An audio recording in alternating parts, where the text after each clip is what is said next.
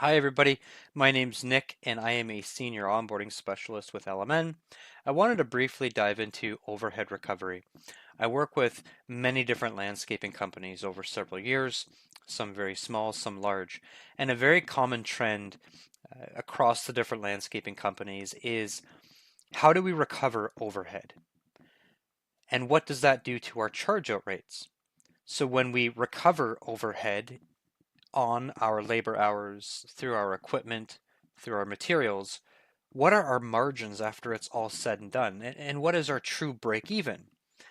With LMN's budgeting software, we're first of all able to quantify what your overhead is going to be, breaking down your general expenses, wages, and equipment. And once we have that number quantified, we're going to be able to choose an overhead recovery method that suits the business.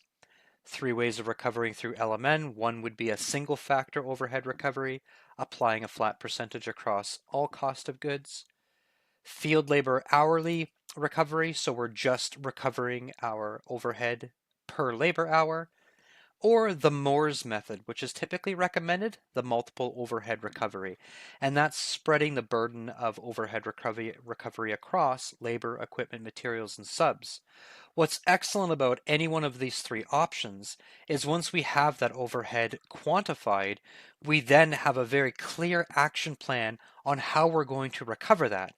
So in a way, LMN's budgeting and estimating software is going to uh, force you, in a sense, to recover overhead and give you a very clear break even so you know exactly at what point are you turning a net profit and what is that actual margin.